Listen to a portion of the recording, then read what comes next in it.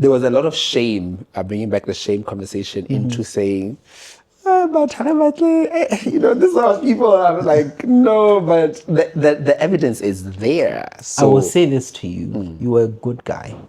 hey, you're too sharp on it. You are too sharp. And it's me and you Sure. are good guys. And it's also our biggest problem. Sure. So when it comes to this, as your coach, Thank you, I am saying to you, stop being a nice guy. Stop being a nice guy. You need to be brutal about this and be honest with yourself and say, you guys are not giving me money. If I want to do social responsibility work, I can organize something for you and as you've always been doing. But let's separate customers from those that you want to do social responsibility to. The young kids and the ones that are getting into the workforce, they are future leads. They are leads, but for the future. They are okay hearing it exactly how you're saying it to those that are now feeling the pain, so that when they get to a place where they feel the pain, they remember. Because you're playing a long game. You're saying in 10 years, these kids will be where everybody is at this point. And if they are watching, hey, that's it. But you can't tweak it to meet them where they are because they are not your customers. They're not even paying customers. They are not paying customers.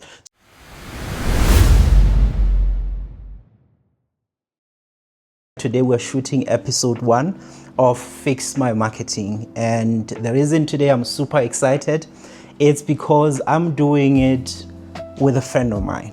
With me today is Tukiso Ntebe from TKO Financial Wellness and Advisory. Nade TK. Hello, sir. How are you, my good sir? I am super excited. Are you? Super excited because we've been talking about doing this for the longest time. 100%. And it's such an honor to be the first one on the first episode. Trust me, when you said yes, I'm like, oh, thank you, Jesus. It's my year of yes. And also you are the first one who actually accepted, for us to sit here. And I mean, if I didn't say yes, then you'd be like, no, they didn't say yes, so you wouldn't start. So my goal was I must start doing this thing. So I'm excited. I appreciate you, man. I truly appreciate it. I don't think you understand what you do for us as creatives in the country. Sometimes there's a statement that says a candle loses nothing by lighting another candle. Absolutely. You are the candle that keeps on lighting us. Ish, man. Whether you are aware of it or not, but in a way, you push us because you are constantly pushing boundaries in ways that one would be like, TK, how does he do that? Where does he get the energy? And I keep asking you that and you're like, what are you talking about? I'm not doing anything. But from where we're standing, you're actually doing a lot. Shame, man. Now I'm going to start blushing so in the episode. I like Omali Tambare, how don't you how to blush? I'm like, I'm doing a lot. I super appreciate that. I super appreciate that. I think because you're so invested in the grind, you don't pause to actually see the impact. So to hear it from somebody like you and from other people as well, it's just like, oh wow, okay. Because it also fuels me to keep doing more and pushing. Yeah. So thank you. Anyway, today we're doing Fix My Marketing. For me, this is history in the making. Most of the time when people appreciate things, they appreciate them when they are big. And now they are looking back and say, oh, we started there. But today I want us to start and saying we're starting something that is a movement, that is a revolution for the small businesses across Africa. That's how across Africa. I love that. Yes, across Africa. And it's starting in Lesotho, in Maseru, in your office. That's how big this for me is, and I truly believe that it's the assignment that God has assigned me to do, and that's the reason I've been running away from it for so long. So I wanted to appreciate operating in answered prayers. 100%. Thank you so much for honoring the call and the purpose that has been assigned to you. Awesome. Because I think oftentimes people don't do that. And the fact that you've been running away from it for so long, and now you're deciding to heed the call. Awesome. Thank you. But I feel also it's important to say this. Most of the time when I know I explained what the show is about. Sure. I'm not here to judge you. Sure. I'm not here to expose you or make you feel like I'm not good enough. Sure, I'm not sure. doing it. We're just here to have a conversation, an honest and open conversation about what is it that we're doing right, what is it that is missing, and how can we fix it. And the goal is for us to build sustainable businesses Sure. without always being stressed Sure. about marketing. Sure. All right, so let's jump into it. First of all, let's start. Tell us who you are and what is it that you do. So my name is Tukiso Ntebe, Yeah. popularly known as TK, the finance guy. I am a financial advisor by profession. In fact, I'm a financial wellness coach. Not I can do advisory, but I prefer financial wellness coach. Okay. So what I do as a financial wellness coach is I walk the journey with you, navigating your finances so that you can achieve the financial goals that you want to achieve, have control and clarity over your life, right? Okay. But I'm also a travel content creator where I blend my passion for finance and for travel, and therefore I document my travels through the platform SK to TK. Basically, what I'm trying to do there is I'm trying to showcase that travel does not have to be as expensive as Africans think it is. If you bring in the financial planning aspect to it, then you can do travel with far more less anxiety because there's a plan. So that's what I'm basically doing. Beyond that, I'm really just a guy who loves living life, man.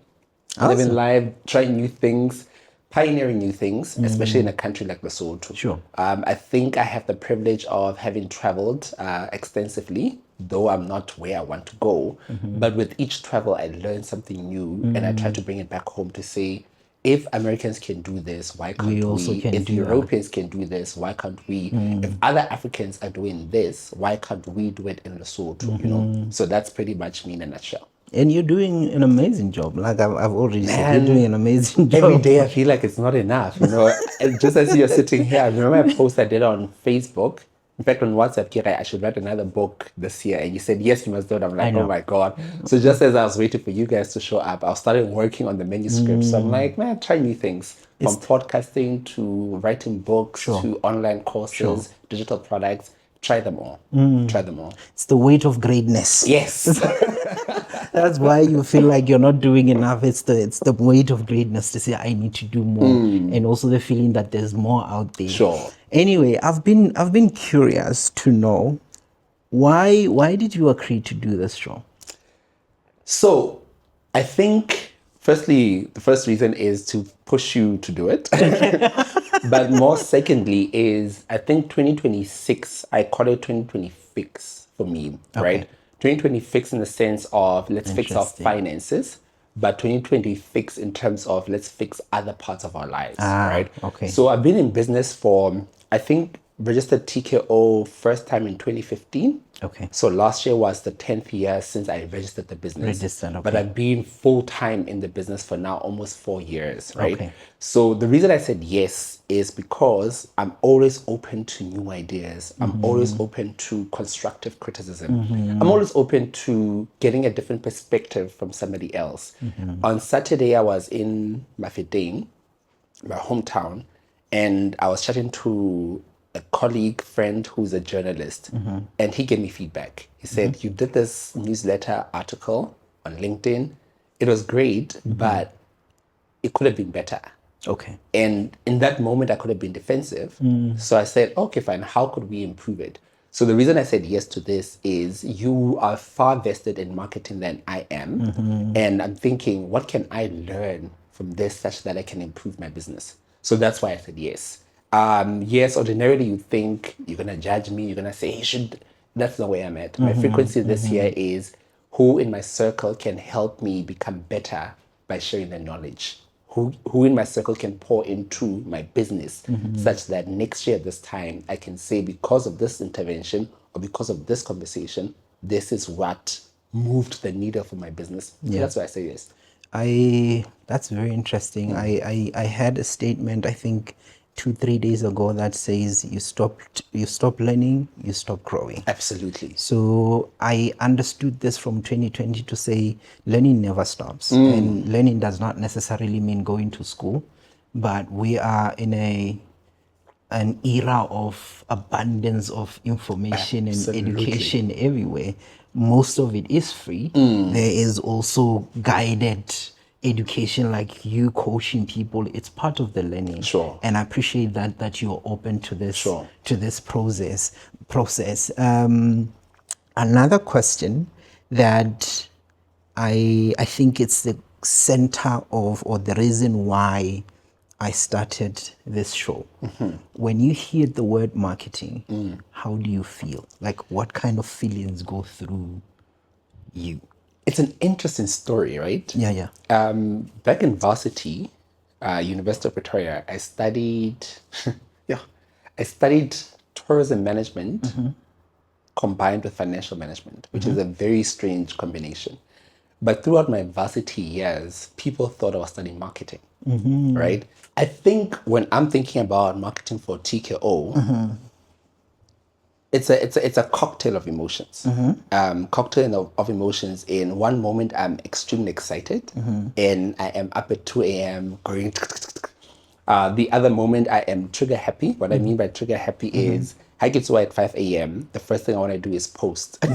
And everything will say, no, it's too early, don't let people post. But that will be the excitement. But oftentimes, I've also felt anxiety. Particularly when I'm doing speaking engagements where I'll be delivering a powerful session on financial well-being. And then towards the end, I know I need to sell. I know I need to talk about the book. I know I need to talk about the services I offer. And then somehow there's this feeling that says you're being too much. So the cocktail of emotion comes in. I know I need to sell, but I know I need to promote and market the business. But where and how? And is it appropriate? Sure. So that days when I'm excited, that days when I'm nervous, that days when I'm just nonchalant about it, I'm just like, yeah, I'm gonna post that today, let's post. Let's just do that. Yeah. But I think for me, the one thing to wrap up what I'm saying is when it comes to marketing the TKO thing, the one thing that I've been very good at in terms of feeling is the consistency. So when you wake up, whichever platform, you'll see something, whether it's a video, whether it's a post, whether it's a long post, a link to something, consistency. And I think that feeling of consistency sort of balances out the cocktail of emotions to say, when all else fails, post. I need to stay consistent on it. I appreciate that. So tell me, with TKO Financial Wellness, what do you think, or what problem are you solving, and for whom? Sure. It took me a very long time to really discover who I'm solving for, right? But I think the closer, the more work I've done on the brand and the work is, it's getting clearer and clearer. So TKO solves a problem where people don't have clarity and control over their finances. And when they don't have clarity and control over their finances, they have anxiety, they don't know what's happening, they have no control over their lives. And the thing with finances, it just doesn't affect your wallet, it affects your relationship, your household, and so many other things. So the problem I am solving is to give people clarity and control over what they're doing. The problem is not how much they earn or how they make the income. The problem is once the income is in, how then do they use it and keep it and grow it, right? So for me, I won't say how sharp, I'll be like, do you have control and clarity over your money? Whether you're a business, whether you are a professional, or whatever the case may be. So what I've discovered in the work that I've done a lot of work with different clients, but my core clients, I would say, are working professionals between the ages of 25 and 45. Small, medium enterprises who are looking to grow and scale their businesses, and then the corporate aspect. So I do a lot of work with corporate organizations through, I'll say, corporate organizations reaching the employees, which is that professional core that I spoke about. So since I got a bit of clarity, it has sort of shaped how I communicate and market the business over the years. Yeah. Okay, no, that's good. So like I said, we are mainly just doing diagnostic work so that I understand Sure. where you are at the moment. In terms of marketing activities and getting customers to come in, Sure. what activities have you been doing to get Oh. customers into You the know thing? that when you spoke about anxiety earlier on, that is my biggest source of anxiety. I'm like, ah. So for me, lead generations is I do a lot of content marketing using my social media platforms, all of them. They don't always yield into results, but that's one source of income that I do, one source of lead generation that I do. I do a lot of speaking engagements as well, sometimes paid, sometimes free. But when I do the free ones, I use that as a lead magnet to say, this is what I can do. We also offer this and this and this. What I've also realized with the paid ones as well is you do a group session, for example, a corporate will invite me to come speak. Then after that, that becomes, so how do I work with you? You know, how can I access your services? So content marketing, speaking engagements, workshops. I also do events. Very stressful. I've done a couple of events over the years that have helped me also work as a lead generation because post the events that we have, clients will come back and say, hey, I saw you and did this and this and this. I do a lot of radio. Guys, I do radio, I think on a week, I do about 3 radio stations. So I do that. Now I'm using social media to do Facebook Lives, Instagram Lives. I have a YouTube channel, I have a podcast. So I use digital platforms and traditional ones as well. I've done TV as well. But I also do, I don't want to say activations per se. But we've done a couple of activations just to be like, hey man, we go to flea markets, we do all those things. So we try different things just to get clients. But the other one that has helped me get clients walking in to the office is collabs. So you'll invite me to your platform, I'll invite you to my platform, you introduce me, cross-pollination, and yeah, that's pretty much most of the activities that I constantly do. You are doing a lot. Don't forget that I also have an email newsletter that I use that you do every single month. So obviously people will subscribe to the newsletter, but of Manauri, after a year, somebody will email and say, I've been reading newsletters, I'm now ready to sign up for a coaching program. Yeah. Okay. You are not a typical small business in this country. Wow. Because of the number of activities that you're doing Sure. for your marketing, you are actually doing a lot. And that's good. Okay, I'm this side is just like, oh my God, I feel like it's not enough. Yes, and this leads me to the question of the many things that you're doing, which one is yielding more results? I'll be very honest with you. It's been, I think what I said earlier on about trial and error, I'm very pro trial and error, right? The one that actually brings in the leads, I think for now, well, in the last year or so, are 2 things. It's the corporate wellness programs that I do, and then where I get invited by corporates to go speak to the staff. So that helps with the corporate speaking engagements, but it also unlocks the one-on-one coaching or the group coaching sessions. And then the second one that brings in, I haven't really been able to map it out, but I think the podcast. The podcast has really helped generate, particularly for corporate clients. So they see the podcast, they see the quality we put in or we put out, and then that sort of brings in the invites to the corporate sessions, right? Radio is a bit tricky because I do radio, but I can't really follow through where the lead came from. So the gap that I have identified from a TKO perspective is how do we track where the leads come from? You know? But for me, I would say I believe that the biggest source is the corporate wellness and then the podcast, which leads to the corporate wellness.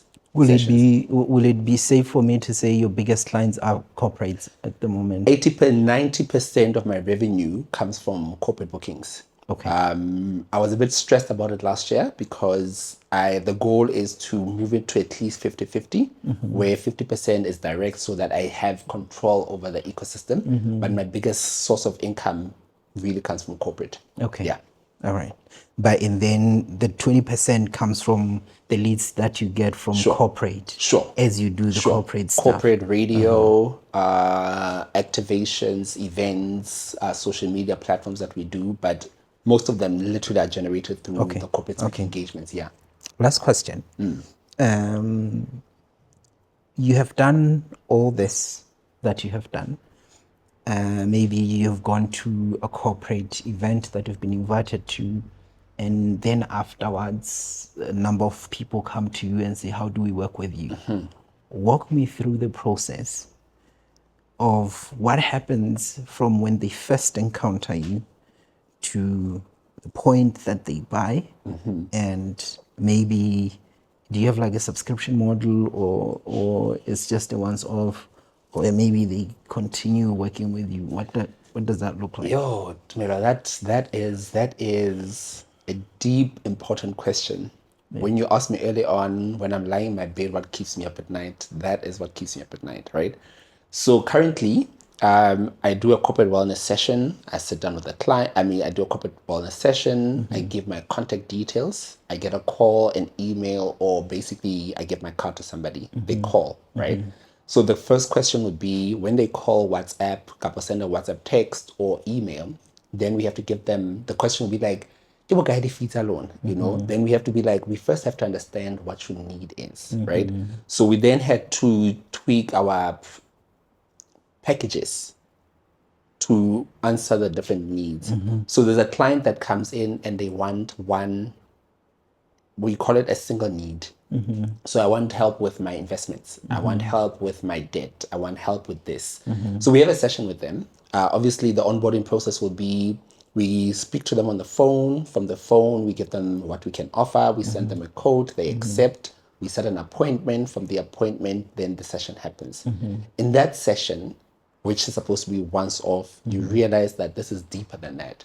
So now I had to change from a once off session to maybe 3 sessions, just to say, let's get to meet you, discovery, understand your need, understand your financial needs analysis, do the session, and then do a follow-up, right? But now that speaks to the pricing. Financial planning in Lesotho is very foreign. People are like, What is that? you know, how to, you know? So you also have to balance the number of sessions without burning yourself out, but also trying to keep the quality of the work that you do. 100%. So I've had to change the models, I had to change. Ideally, I would love to move to a subscription basis, but people don't understand. I feel like some of my clients still don't understand what a subscription model is. Where I'm saying, what matter that every month you can get to call with me. So I'm trying new different things all the time. I've done the once off, I've done the subscription model. It worked for about 3 sessions. 3 months with the client. I'm now moving into the group coaching session to say, let's work as a group and see how that goes. Why? Because after one-on-one sessions, I can only take up to 10 clients. You know, my time is limited, my energy is limited. It's limited, So I now constantly have to find a way to reinvent and improve that, which then speaks to what I spoke about earlier on. 80%, 90% corporate, 80%, 10% direct. If I want to move this one up, something needs to change in terms of that process. I don't know if I've answered the question, but I think, yeah, it's that customer journey map, customer journey map. It's I'm refining it, but the packaging of the services and selling and promoting it such that the client understands, it's absolutely amazing. I think for me also, the biggest challenge in trying to do all of that is financial planning is still very foreign in this country. So la motho a fitlha I need help with my debt. They don't understand that I have to go back to the budget. They don't understand that I have to. Some clients will be like, I need help with my investments. But I'm like, if I can't speak about your investments if I don't understand the source, which is the income and the expenses. So we need another session for that. No, that I was budgeting for 1 session. So I now don't have a budget for that. And for me as a coach is after that 1 session, I can feel, oh no man, I left this person incomplete. So now the question then becomes, do I charge you for the next session or do I offer it for free as a value add? But if I offer it for free, it means that I can't keep the lights on. And if I don't, then it means that I did a poor quality work. So there's that constant struggle. Now how do you cross and navigate that? I understand. this part of the question, I think you answered only one part of Okay. it. You answered what you do when, after an event and someone contacts you and they actually follow through. Sure. What do you then do when someone shows an interest? They tell you, we want to, like I've done that with you Sure. a number of times. Sure. Shows an interest. Sure. And, but they don't book. Sure. They've shown, and you Sure. know that this person, Sure. I actually hit them right. Sure. And they came, you're like, I so need this Sure. and whatnot. I'm saying this because I've been in your sessions and I've like, ooh, that's gold. That's amazing. But I need to understand the process of how do you get me To buy. to buy, to book, to convert. to end up converting Sure. that process. Yeah. I think honestly, and I'll be very honest with you. Yeah. I've said honestly 3 times. That's how serious it is, right? Yeah. It's pretty much. I haven't been as great at it as possible. I have a number of leads, prospective leads, Okay. that I know need my service, but I haven't aggressively followed up on it, right? And I can make excuses that I was by myself. I can make excuses that, I forgot, or things fell through the cracks. But even from the corporate wellness side, is I'll have people who specifically say, hey man, do this. So that is part of the focus, the reason for this year, to say let's refine our customer management system. So we are working on finally, it's always been there, but now we are finally using and implementing our CRM, our customer relationship management tool, to say that after every event, the leads that we have, we plug it into the system and we have an actual process that follows up on that. So my colleague Ndadele Fale Anya is now aggressively helping with that to say he's following up. And we can see the conversion starting to improve. People who emailed us, people who asked for quotations, people who asked questions across our different touch points, we now say, hey, has silo or has silo or, So that is part of the work that we are doing this year to try improve and close that gap. Because from family to friends, I remember doing a video on TikTok to say, I'll be sitting at a restaurant minding my own business. Maybe somebody sees me and says, I need to call you. Maybe I actually hear this, maybe I don't follow up on that. Maybe stop saying you'll call me. But now I realized, that's a lead that I'm leaving. I had a 100%. client in Mafetain, 2 clients in Mafetain this past Saturday who said the exact same thing. And in that moment, I would haphazardly be like, not take the number and actually say, Sure. you get what I mean? So that is part of the things I need help with this year, to say, how do you close that loop? Because you are leaving money on the table. I'm glad you said that. Leaving money on the table. I know that And for a sure. lot of small Sure. businesses leave money on the Sure. table Low-hanging because you don't realize when leads are there. Like Yes. these are people Yes. who are saying, I want you Yes. to take my money. Yes. But you treat them as, you call me when you Sure. want to. But Sure. that's not Sure. how you run a business. Even thank you for that. Even back to what I said at the beginning of the conversation. I'll be at Coffee shop. not even coffee shop. I'll be at a corporate wellness with 60 employees, right? That day, I hear you. I love what you said. Chikopa, I want to book a session with you. How do I do that?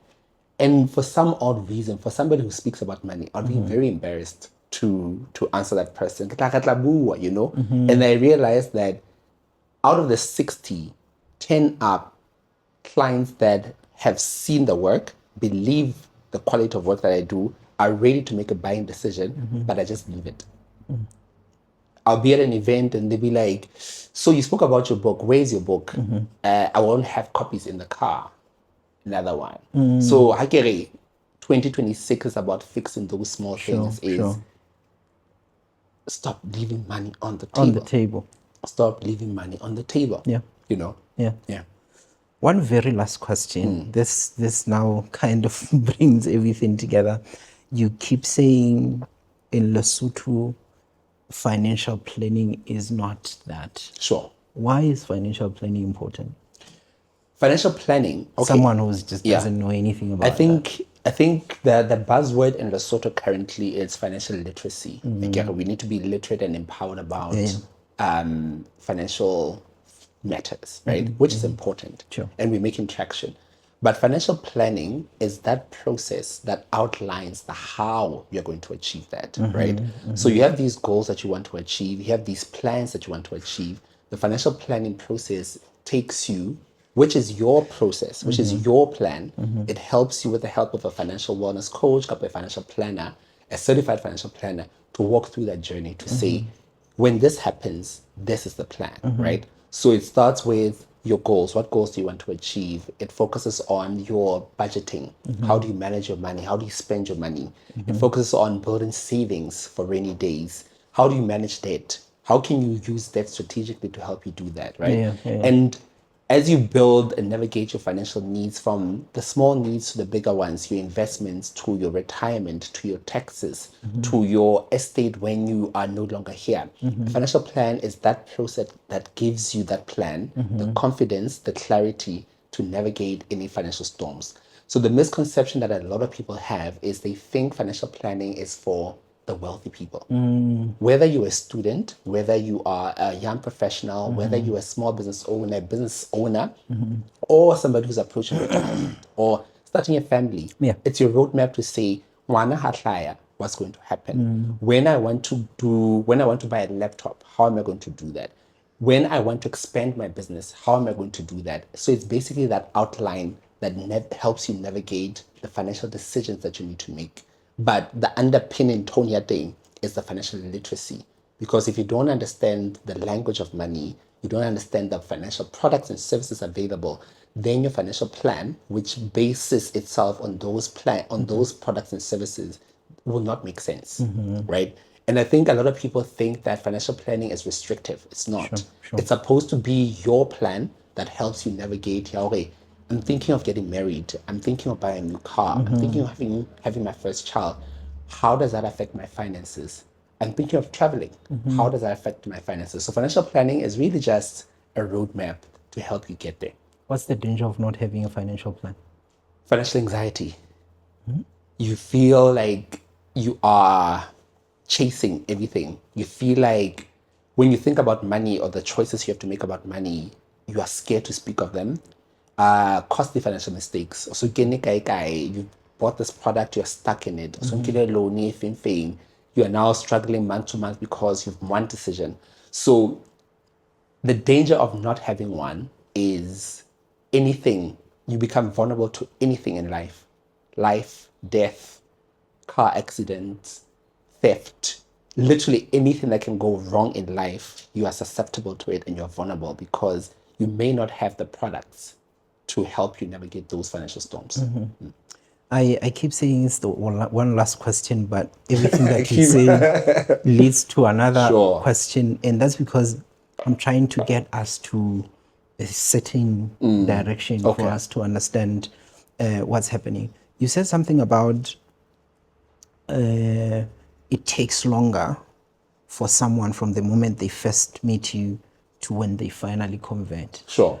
The person that you meet, asafihla asali, asari, I want help now. Ho boetsahalang? Gore o fihla point, o fihla ho yena asale boemong bofeng ho sontse o etsahalang? So it's a number of factors, right? It could be that a life event has happened. So it could be loss of income, loss of a job. It could be I am so highly indebted, I don't know what's my next move.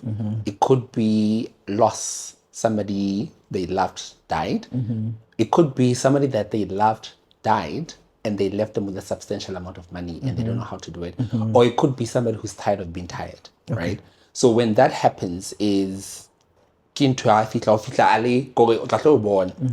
had a case where a client literally called us, where they got our numbers from. They called us for an appointment, and they paid immediately.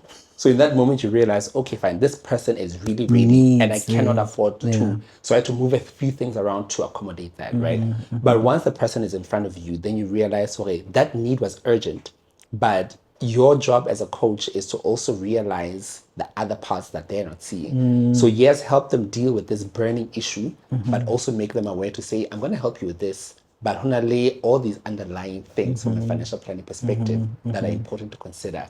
So yes, we can have this one session, but I strongly recommend we have 2 more sessions just to help you navigate that. So it's a number of factors. And I think now that you mentioned that, the other risk or challenge that we have is we can have that entire session, if they then don't take and implement the advice that you give them. Right? Yeah. Or we have a session, it's amazing. Then after that session, you disappear and you ghost me for a good 6-12 months. Then you have to come back and realize, is it something in the advice, the quality of the advice that I gave?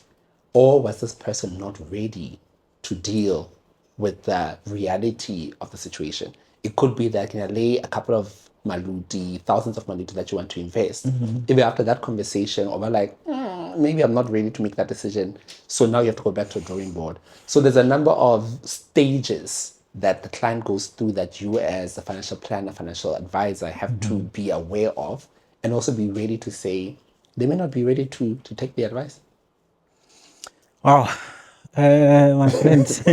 last question. It's not even the last question. It's just me processing everything Sure. that we've been talking about to make sense of where it is that we need to go. Sure. Because remember, the whole goal of this is not just for us to sit. To fix my marketing. Is for us to fix Sure. the marketing, and not to say, to have you feeling like I'm terrible, I'm not doing this and Sure. whatnot. But it's just to say, with a lot that you're already doing, what can we do better? Yeah. What do we need to add on and whatnot? Remember, with small businesses, we don't have the luxury of hiring a lot of people to help us. Sure. So a lot of work is being done by individuals. Sure. So my job is to then say, how do you efficiently, Sure. position yourself in a way that would not bring too much strain on you, because you're already doing financial coaching and then there's marketing on the side. That shouldn't be a stressful part. Sure. So you call yourself, you are a financial coach. I am a customer acquisition coach. And my job is to hold your hand and say, this you're doing right, this maybe we can tweak this, maybe this and whatnot. And that process, it's different for different people because we're dealing with so much fears and anxieties of our own that might not even be related to business. And we need someone who can, with careful consideration, with grace, hold us, and take us through. And it's even worse when it comes to money, because there's a lot of shame that is tied to it. And so as a financial coach, all those things you kind of need to have into consideration to say, I understand that my people have a problem, but there's shame. And shame is more powerful, my brother. Shame is just too powerful. You can want something, but because you are ashamed, you'll be like, I can't keep on. So you know, really get exposed. You understand? This is why I'm also careful, even with this, with marketing, to say, I'm not here to shame you. I'm not here to, I'm here to, but imagine if it's money. To say, Mutuna 60,000, but for some reason at the end of the month, not at the end of the month, 2 days. You know what I'm saying? 2 days. So it's gone. I think if I was to sum up everything that I spoke about, and how you as an customer acquisition coach can come in, particularly with the goal that I want to achieve, we want to have more control over our income, therefore our clients, right? For me is streamlining. I think I am doing a lot of things which are okay, but they're very unstructured, right? So we do an email newsletter. So we have a website, we have people. Our website does not speak to our marketing tool, which does not speak to our social media tool, which does not speak to the podcast. So what I need help with is streamlining that process end to end. Touch point 1 speaks to touch point 2. This is what happens, conversion. There is an idea in my mind, but at this very moment it's still too everywhere. What's the word? Haphazardous. It's very ad hoc, it's very unstructured, right? Again, one of the things I was looking for is a tool that will give me an overview. In fact, not a consolidated thing. I schedule this post. When somebody sends me a DM or a question, it's able to pull into the CRM. The CRM, we are able to follow up on the lead. The lead, we're able to convert into a coaching client. The coaching client, we're able to send an invoice or code onto the system. And then that becomes part of our email list marketing, such that future events becomes easier, right? So I would say is that consolidated journey, number one. Number two is the digital aspect.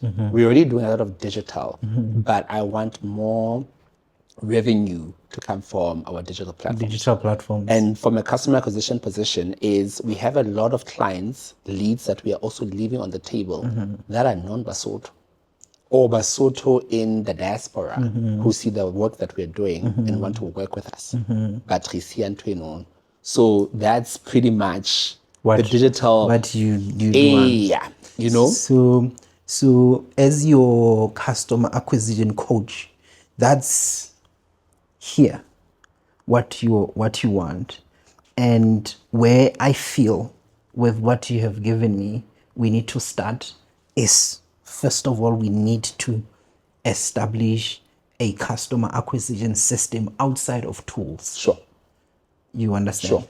Because sometimes when we say customer acquisition system, people think we're talking about tools, and I'm not talking about tools. I'm talking about a standard operating procedure of how we acquire customers from when they first encounter us, or how we get ourselves known to them.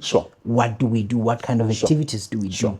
When they first hear about us and they are showing interest, what kind of activities do we do that don't necessarily need you to do it, but your colleagues can then execute those on daily basis. When you said it all to say you're doing a lot, but there's no structure. And that's where a lot of small businesses are, to say, it's not that they're lazy, it's not that they are just sitting and saying, customers will come. Most of the people are actually doing the work. They're actually pushing to say, we want to get customers, but none of it is structured. It's today I wanna, it's not systemized. Today I'm doing this because I think it will work, but if it's not working, maybe I'll try something else.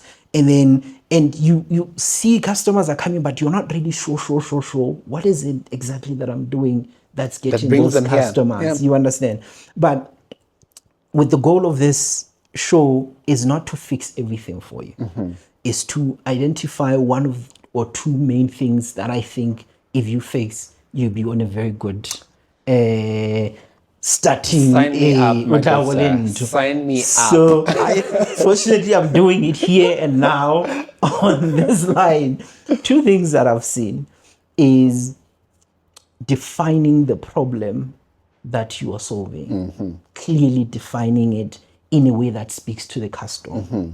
The way you say it is you said something about clarity and control. Yes, it's helping. Can you say it again? So I help clients get clarity and control over their finances. Yes. So that's the ultimate result.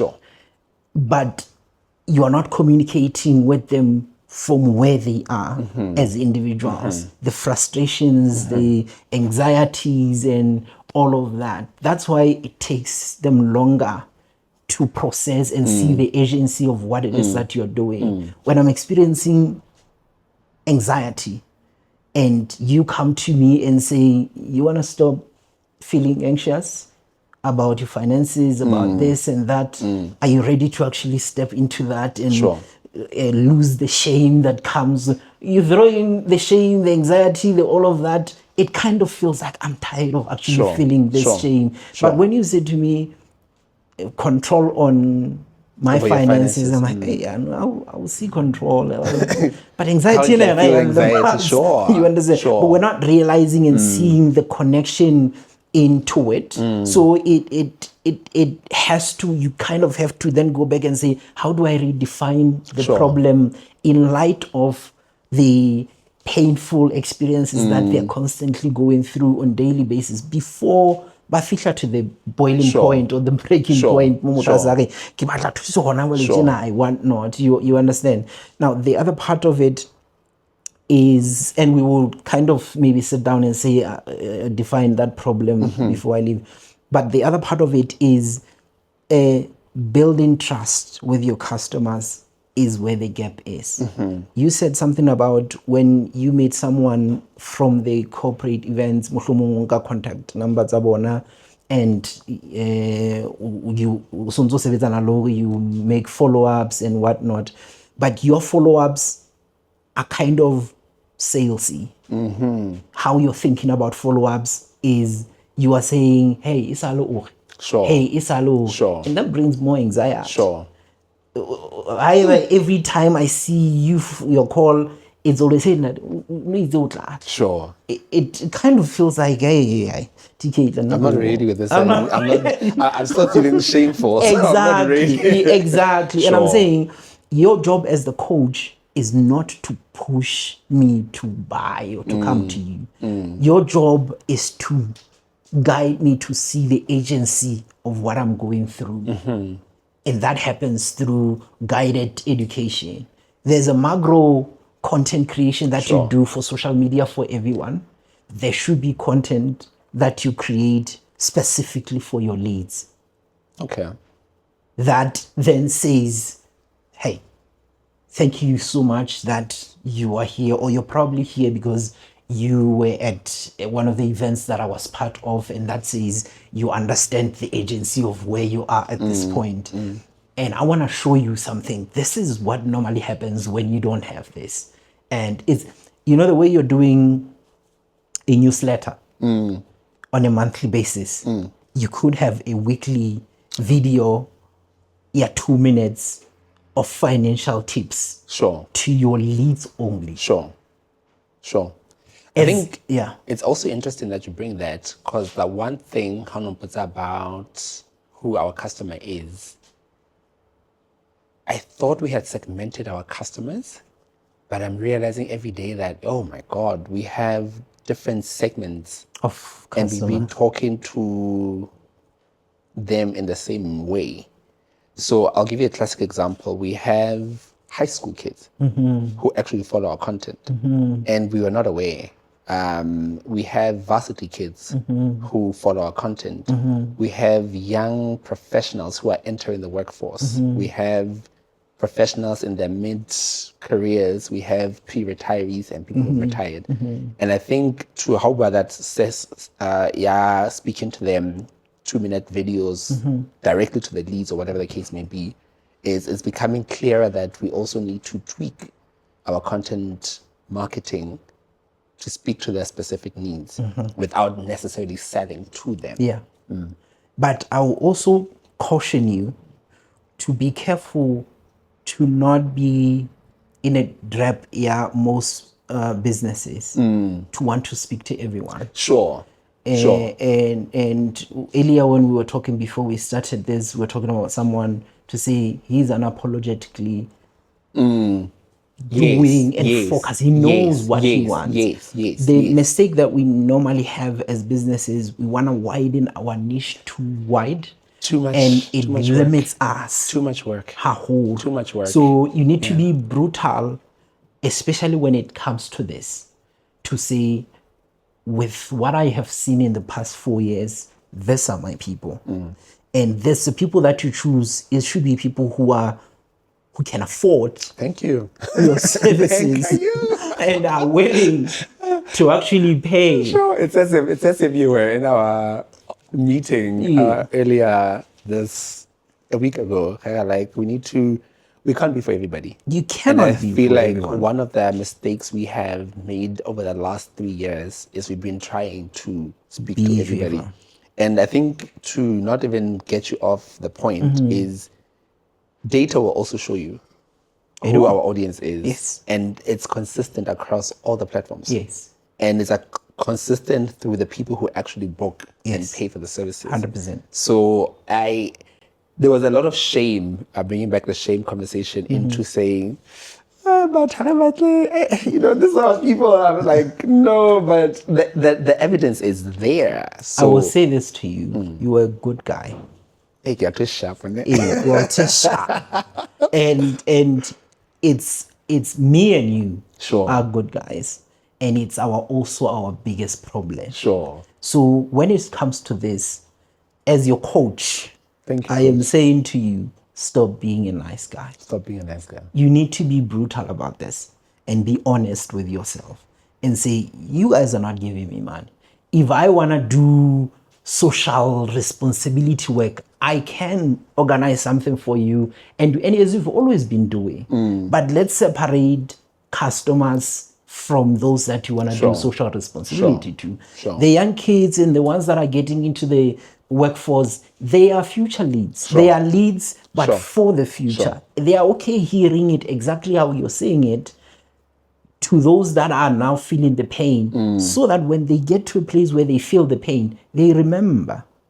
Because you're playing a long game. You're saying in 10 years, these kids will be where Sure. everybody is at this point. And if they are watching, hey, that's it. But you can't tweak it to meet them where they are because they are not your customers. Sure. They're not even paying customers. They are not paying customers. So at this point, our fear, most of us in this small business category, is that we are afraid to go niche.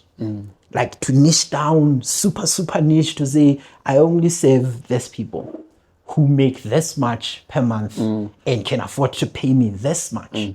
And then it can be able to help you also to structure it as a group, what, which can then translate into one-on-one coaching, which can also translate into an even long-term client who's there like, Anad, Sure. hula, whatever amount every month. Let's do the whole I estate yearn for those planning. days. I yearn for No, days what like not? But it starts with Sure. clearly defining the problem in a way that your target customer feels like you see them. Yeah. Feels like you were in their house or in their bedroom when they were talking with their husband or the wife to say, we are here and we need help and we don't know how to navigate help you. this situation. You understand? I appreciate that. So I absolutely appreciate that. yeah. I think it's from a coach to coach, it's always so, that's the word I'm looking for. It slaps differently when you hear it from somebody else. I think internally, the internal war that has been happening is that struggle to say, I know who my people are, I know where the money comes from, I know who's paying, but I've been carrying the weight of trying to, and Ube Mosamaria mo in le. Kibona, there was also, back to the shame, there was also an element of comparison. So I'm glad that the financial wellness space is growing. Yeah. And Ufmana or Nini, you want to be this client, that client. And I'm like, but those are not my people. I know who my people are. Yeah. And I think I should allow myself to focus on who my people are. 100%. I see how they communicate, I see how they do. But Hakikwa, from you, it makes me think, what would it look like potentially if I was to say the next 6 months, we are going to double down on communicating with our people? Yeah. 100%. Would it help me not have as much anxiety about revenue targets? Would it help me not feel like I'm stretching myself too thin? Because there are days when I also feel like, hey, you're doing this and this and this and this, and it doesn't necessarily lead into conversions that you see. And I'm like, one of the things I was like, I'm so tired of spending money on content. Content is important, but I feel like I need to review my content strategy 100%. because it's not yielding What you want. the results that I yearn for, And speaking into that, you can realize that if you do it right, you can create more content that does not necessarily go to the public, Sure. but goes to your people Sure. privately. Sure. And have one main pillar content that goes to the general Sure. public as your hunting, or your attraction system, into your business. But with Manhori, your biggest content, that can only be And I yearn seen. for that. You know what I mean? Hey, that's only for the people that I membership content. you know what I mean? And when people see value that you're adding to them on daily basis, the length of time, it will move from 12 months to, I'm going to do it in a month. I'm going to do it in 3 months. I'm going to do it, in 4 months. It moves from that to downwards, because I'm now realizing if I'm starting the year and I have someone who helps me with my finances, I'm going to reach my goals faster than if I'm going at it alone and I'm only come to him through emergencies. You know what I mean? So the effort, how is already right, but we need to reposition it and refocus on the right kind of people. So just to clarify, the two things that I did say, I feel like we should refocus or tweak hanyana is, here's the framework normally that I have with defining the problem. Sure. Because it's very important to define the problem Sure. clearly. For me, it's the foundation of your entire marketing. Sure. When you know this is who I'm communicating to. Normally we will say it will be I help dash. It's those young professionals or whoever who struggle with and are ready to. Sure. And those things, they actually struggle with them. Sure. And you are in the best position because you're not someone who's studying. Sure. You've actually sat down with people and hey, TK, Sure. those keywords or buzzwords that they mention, they need to be part of your problem statement. So that if you define it clearly, it doesn't limit your reach to people who just know you, who have heard you speak somewhere. Sure. If someone gets to your bio and reads your bio, yet 1, 2, 3 lines, so they should feel like you're speaking to themselves. That changes everything, because they're like, yeah, this is the person. Like I said, finances bring so much shame. And at the end of the day, the battle in the mind of people who are struggling with finances is, can I trust this person? Can I trust this person? Do they really know what they're talking about? Or I'm going to just give my money to someone who is just going to play. Maybe they don't really help me with that. Now, the second part of it, the trust system. Like I said, as a coach, you're holding someone's hand who's like a child, and you need to carefully walk with them to a place that you desire them to go. Marketing, in simple terms, the way I explain it, is the ability to move someone from one stage to the next without them feeling like you're pushing them. You are leading them there to a desired. You said about customer journey. Your job is to walk alongside them. They discover you. They show interest. They buy. They return. They advocate for you. You are there showing up in ways that they would like for you to show up. When they encounter you, you need to have clearly defined what the problem is that they're struggling with. They're like, yeah, TK is actually right. Okay, let's see who is this TK guy. When they see you, you should be showing up with evidence that says, I was right. This is my guy. You understand? And that can show up on your own social media profile or on your own website after they just gave you the email address. The first thing that they encounter, maybe you should create a membership website where they just sign up, and as soon as they sign up, they meet you first. Hey, you're probably here because you come from one of my platforms. I want to reassure you, you have made the right decision. And so I'm here to work with you as a coach to help you to get to your desired goals. As soon as you do that, you've cleared a lot of other voices in their heads that's been frustrating them, So I think that's those two parts that we need to fix. And from there, you can use any other tool that you want because you'll be plugging in a system that actually works. Your attraction system is brilliant, right?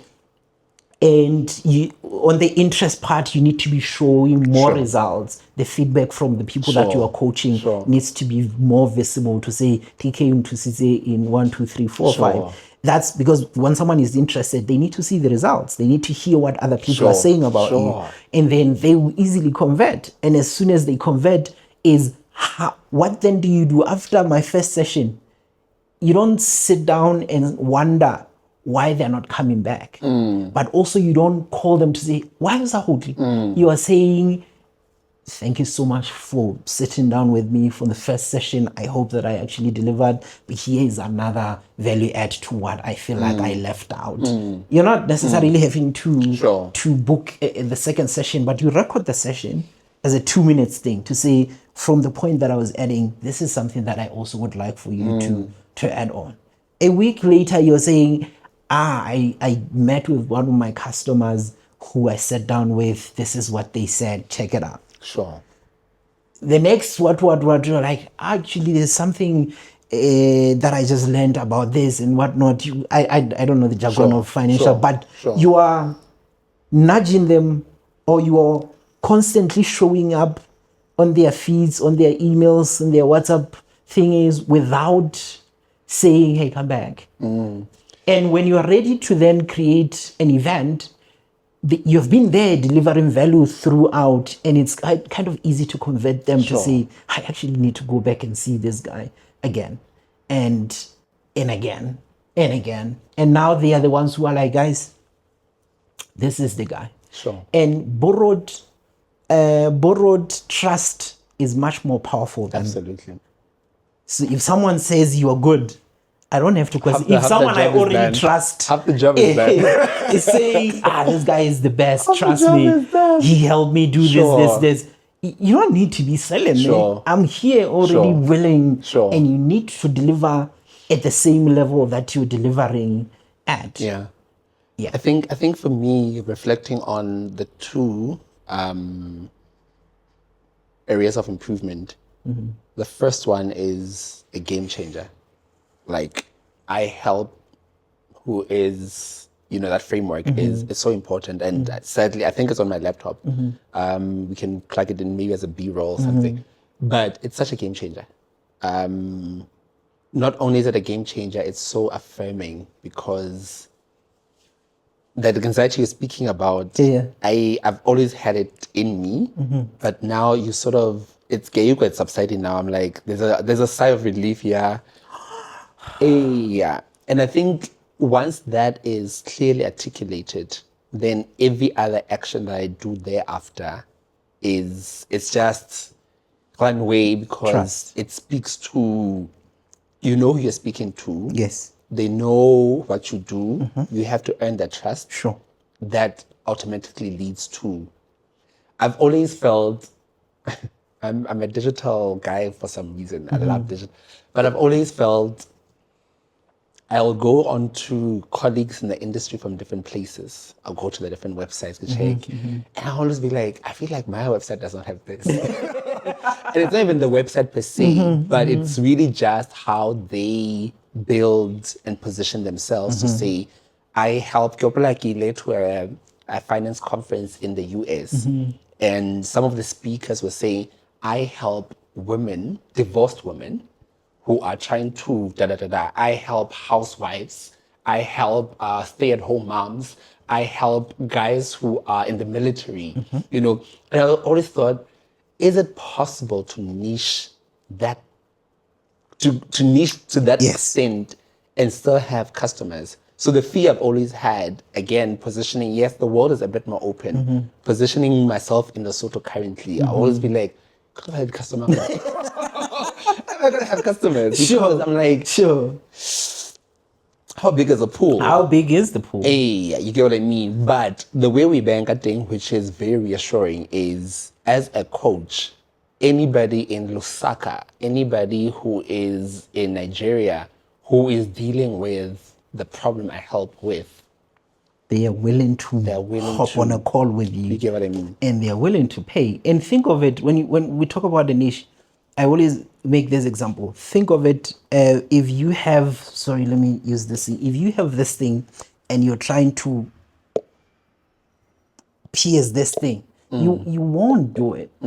It's going to be almost impossible, especially at this. But if you have like a needle that you are able to kind of push through, and how it widens. Sure. You understand? Sure. So the niche, the way it works is for you to actually be very more powerful, niche down as much as you can and hit on that. As you expand, the same niche is going to require more services around what you're doing. Over how batla to be a career, because you are just one person, and you're going to lose energy as it goes. And that's where the problem is. So I think this, we have achieved what I needed to achieve with you.